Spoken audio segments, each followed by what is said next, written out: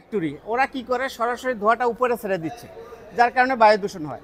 আমাদের যে টেকনোলজিটা হইলো না, এখন থেকে আর উপরে আর কোনো ধোঁয়া যাবে না, ওটা মাটির নিচ দিয়ে আন্ডারগ্রাউন্ড টানেল তৈরি করতে হবে। টানেল তৈরি করে ওয়াটার ট্রিটমেন্ট প্ল্যান্ট তৈরি করে ওয়াটার ট্রিটমেন্ট প্ল্যান্টের মাধ্যমে জিরো কার্বনে সাদা শীতল বাষ্প, যাতে গরম কোনো বাষ্পও ছাড়া যাবে না, একেবারে জাস্ট সাদা শীতল বাষ্পটা উপর থেকে বাইরে হয়ে যাবে, যা চোখে দেখা যাবে না। মিল কারখানা চললেও বোঝা যাবে না যে এটা চলে। এই হইলো মূল বিষয়টা। এটা করার পরে যেটা হইলো, আমাকে আমার বিভাগীয় যে পরিবেশ অধিদপ্তর, তারা আমার ওইখানে একাধিকভাবে পর্যবেক্ষণ করছেন। করার পরে তারা ওই একটা সার্টিফিকেট দিয়েছে, টেস্ট করেছে, টেস্ট রিপোর্ট দিয়েছে, এর বাদে আমাকে সম্মাননা দিয়েছে। উপজেলা যে ওই উপজেলা থেকে দিয়েছে, কৃষি অফিস থেকে দিয়েছে, ডিসি দিয়েছে। এরপরে মন্ত্রণালয় জমা হওয়ার পরে মন্ত্রণালয় আবার চিঠি দিয়েছে পরিবেশ অধিদপ্তরকে। পরিবেশ অধিদপ্তর কোনো লড়েচড়ে না দেখে আবার দিছে। এরপরেও লড়েচড়ে না দেখে তৎকালীন মন্ত্রী মহোদয় ফোন দিছে মহাপরিচালককে যে কী ব্যাপার, আপনি এটাকে এখনও নিয়ে বসে আছেন কেন, এটা কোনো করতেছেন না কেন। এরপরে 5 সদস্য একটা কমিটি গঠন করছে। কমিটি গঠন করার পরে দেখা গেল যে এরপরেও কমিটি একটা রিপোর্ট দিছে। রিপোর্টে অলরেডি কমিটি বলে দিছে যে এই টেকনোলজি যদি স্থাপন করা হয় আর বায়ু দূষণ বলতে কিছু থাকবে না, বায়ু দূষণ আর হবে না।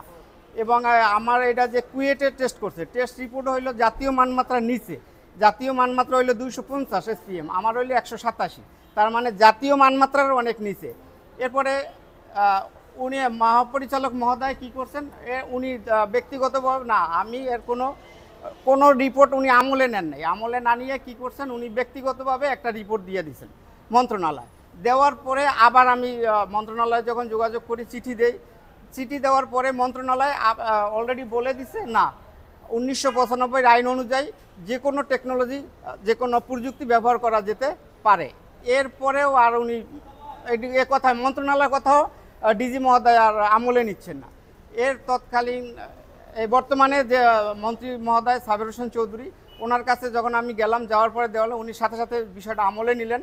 আমলে নিয়ে ডিজি মহোদয়কে আবার রিকমেন্ডেশন করলেন যে আপনি এই বিষয়টা আবার একটু দেখেন।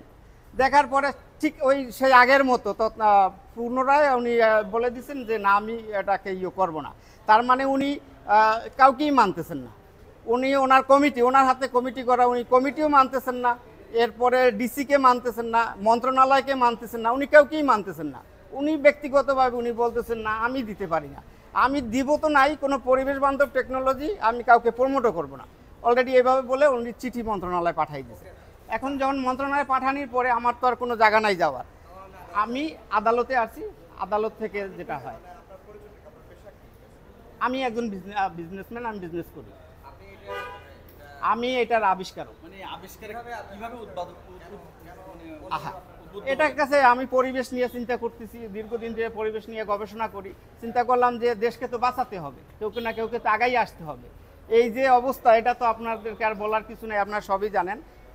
দীর্ঘদিন গবেষণার পরে চেষ্টায় 10 বছর ধরে এটা নিয়ে আমি পড়ে আছি। 5 বছর ধরে এই মন্ত্রণালয় বিভিন্ন অফিসের দুয়ারে দুয়ারে ঘুরতেছি, সবাই মোটামুটি করছে এটাকে।